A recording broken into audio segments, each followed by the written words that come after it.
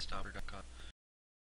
This video is going to be the first in a three-part series on SwiftBlade, and it's going to cover the general strategy for SwiftBlade, including item build and skill build. The next couple videos are going to be commented play of the early game and the mid to late game. One of the biggest reasons people like to play SwiftBlade are the fact that he's so dominant in the early game and the mid game, while also having a lot of good late game potential. I think everyone's lost count of the number of games where they've just been sitting in their lane, and then like 10 minutes into the game they see that the SwiftBlade on the other team is legendary, 5-0, and is super farmed, and now they can't win anymore. Another reason SwiftBlade is popular is because the aggressive style of play he allows you to do, since his first spell obviously allows you to chase while magic immune, and also doing damage so you don't have to stop to attack them, and it also gives you magic immunity, so it lets you just get deep into enemy lines, and especially in the early game, without them really able to hurt you at all. So SwiftBlade, you're probably going to want to go to the favored lane, since your spin definitely works a lot better if you don't have to chase them into a tower. So for Legion, that's bottom, and on Hellborn, that's top. SwiftBlade can also go solo middle, but it's a little bit risky, since obviously he is a melee hero, and it's a lot easier to not get hit by your spin when it's one-on-one than when you have an ally to slow them for you. But contrary to popular belief, SwiftBlade solo mid is an option. So most of the games you're going to be going top and leading with a ranged hero that has a slow or targeted stun that can set you up for your spin. But if you really have to, then soloing mid is also acceptable. So in the lane, I guess I'll just split up the strategy for a solo and a side lane. So if you're in a side lane, the strategy is pretty simple. Just make sure you keep your HP high enough so that you can go on them if you have to. And even from level 1 you can go, so just basically wait for your ally to hit any kind of slow or stun, and then just use your spin and go on whoever he slowed or stunned, and hopefully that person dies. That's really all there is to it. You can go for last hits too, obviously, but don't risk yourself too much, since if your HP gets low you won't be able to spin, and that's just not a good situation for SwiftBlade. Obviously you're going to want to try to spin on the lower HP hero, or just the easier to kill hero. Obviously if they have like a Valkyrie in their lane, you're not going to use spin on her, since she'll just sleep away and make your spin look very silly. So use it on someone you can kill. So I guess it's going to be different if you're soloing mid. So if you're soloing mid, it doesn't really matter who you're against. Even if they're like a range hero like Valk or Hag, you can still you make good use of your spin. The way you do that is you take advantage of the strategy of pushing your lane before the rune spawns. So every time at 145, 345, 545, 745, you're gonna use your spin, and don't even care if you hit them. Just use it on the creeps.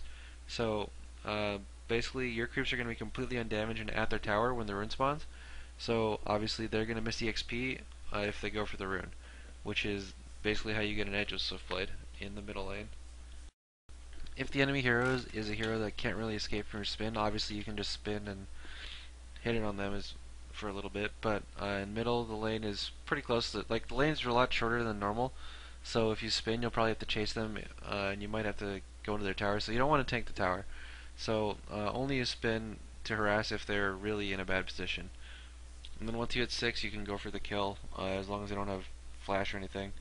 So yeah, once you get 6, just walk up to them, and if they run away, then chase them a little bit, and then ultimate them and spin. And if they don't run away, then spin them, and then use your ultimate when your spin's over, and even just the first slash will probably be enough to kill them.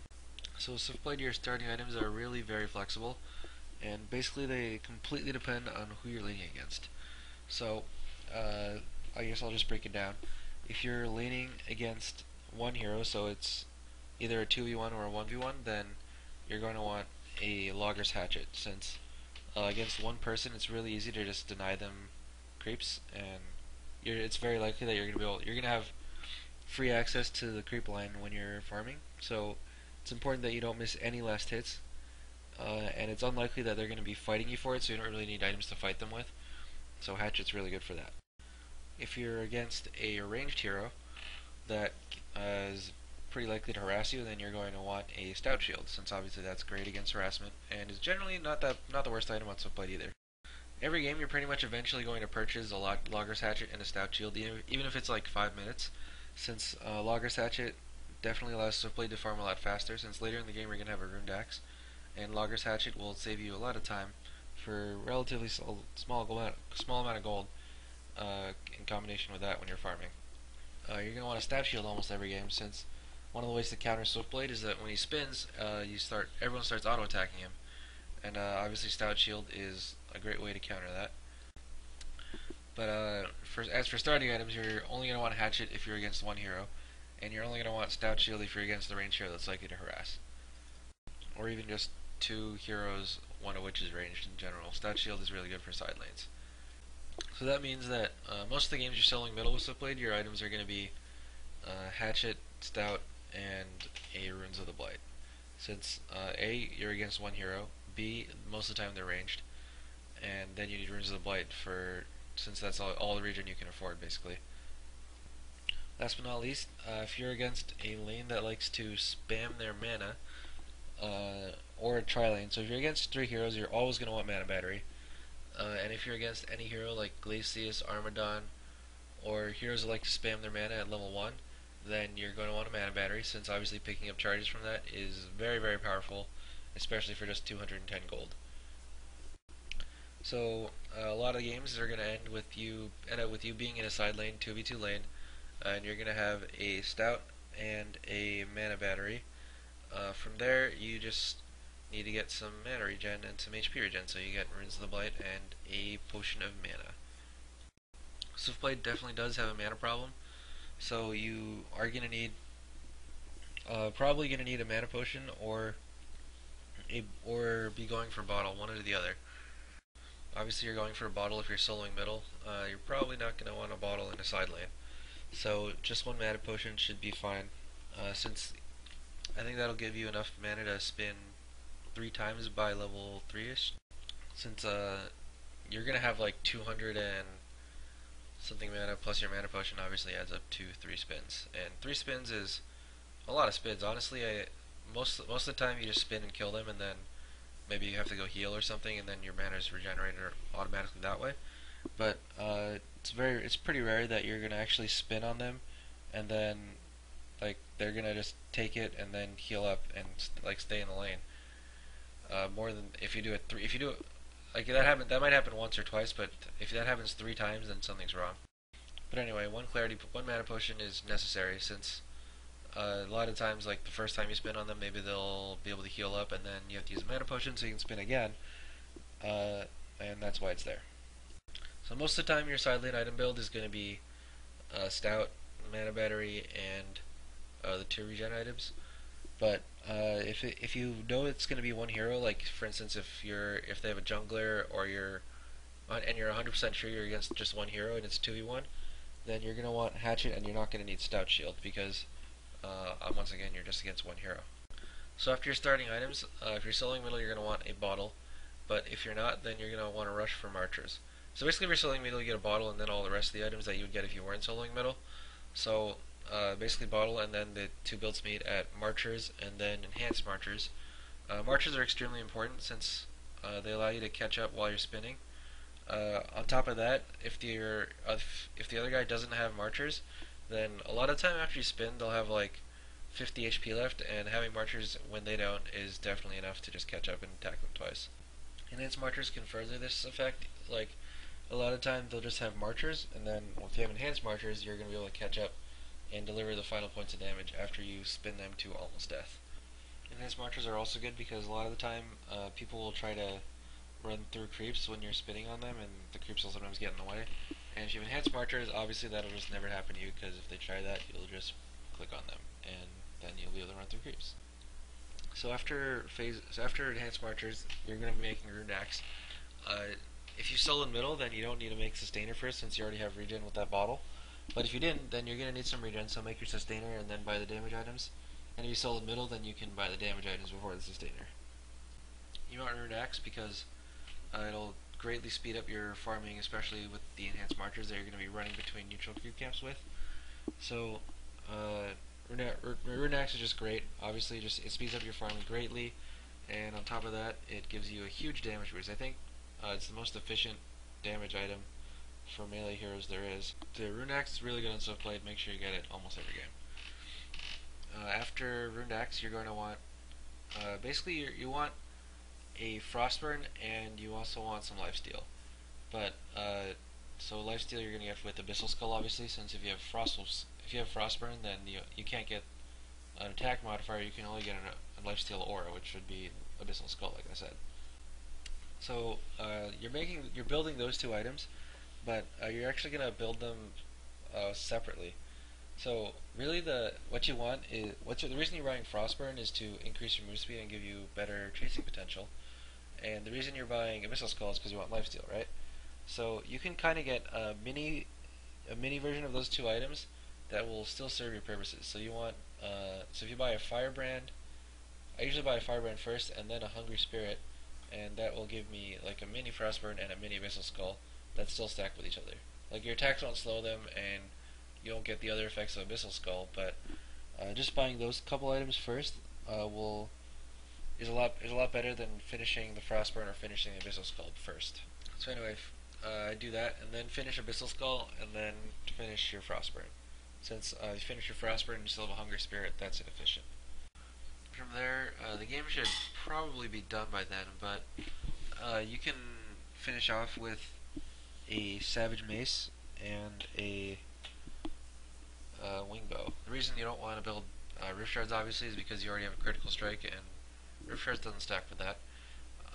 So the damage item of choice is going to be Savage Mace, and Wing Bow is just a really good super late game item, and obviously if you already have these items, then it's already super late, so Wing Bow fits in perfectly there.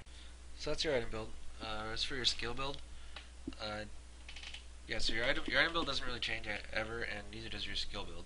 So your skill build is going to be just spin stats until you hit 6, and then obviously get spin at 7, and then start leveling Critical Strike when you can, and get counter attack after Critical Strike is maxed. So the actual item build is all listed out on the screen, obviously, but those are basically the general rules you follow, and it's really not very hard at all. The reason you're getting Ashby bonus at levels 2 and 4 is so that at level 6 you'll have enough mana to do your combo without having to buy any mana items. Stats are they're not terrible, but you obviously usually don't get them since the skills are better. But on SwiftBlade, the Critical Strike isn't really that useful early on, since you don't really need to kill them with a combo. So you don't really need it that much, and I'd rather save the money on it from having to buy a mana item by just getting stats. So your skill build's pretty simple. As for counters to SwiftBlade, you need to look out for Frostwolf Skull, since while you're spinning, you can obviously be slowed by Frostwolf Skull. And if you're slowed, then you're gonna be easy to kite, and it's gonna be hard for you to chase whoever you were chasing while spinning.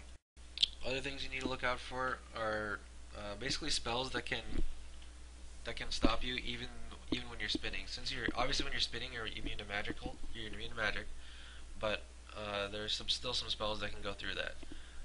One hero in particular comes to mind, which is Pharaoh, since his wall not only crushes you in the lane, it also obviously makes you trapped even if you're spinning, and his ultimate even hits you while you're spinning too. So Pharaoh just is a hard counter to SwiftBlade. The other hero that's really good against SwiftBlade is the Pandemonium. Obviously, because all of his spells are physical, and since your ultimate is making you into magical, that is not doing anything about Pandemonium. So Pandemonium is a great counter to SwiftBlade as well. Another item that's good against SwiftBlade, or two items actually, are Void Talisman and Storm Spirit. Since if he's using his ultimate on you, then you can just press one of those two items, and his ultimate will not be able to hit you anymore. So that's good against SwiftBlade. So those are all the counters I can really think of. As for your role, you want to basically you have to win your lane. Since SwiftBlade is such a good laner, and you're probably going to the favorite lane, losing your lane is really bad.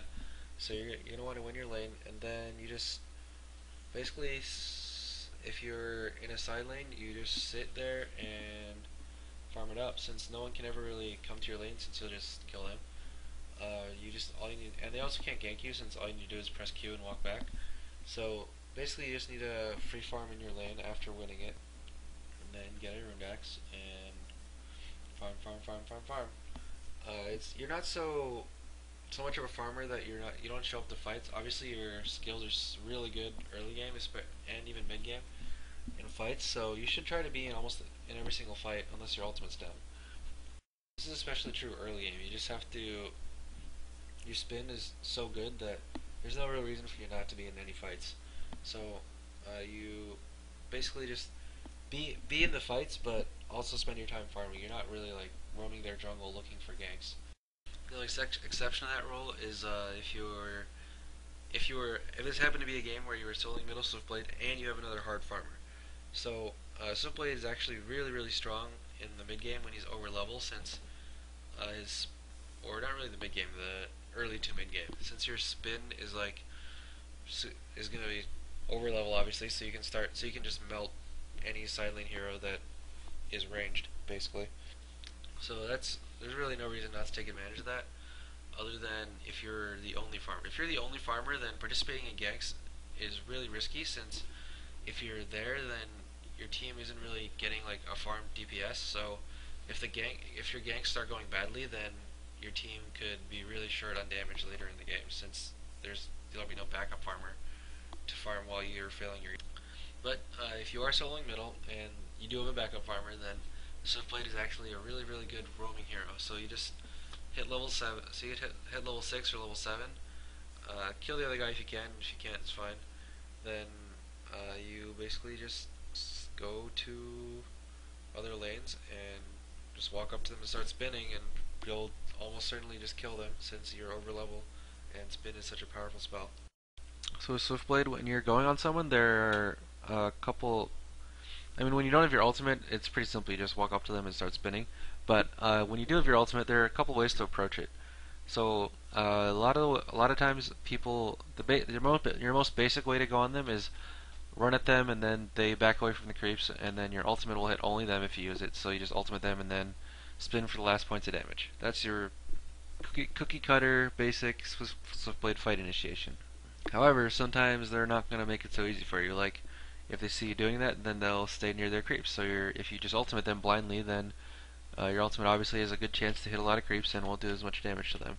So that's no good. So if they do that, then what you want to do is just walk up to them. Since they're not running away, it's going to be easy to get in range.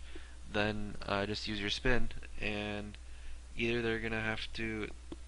If they stay near the creeps, then your spin will also hit the creeps on top, as well as hitting them.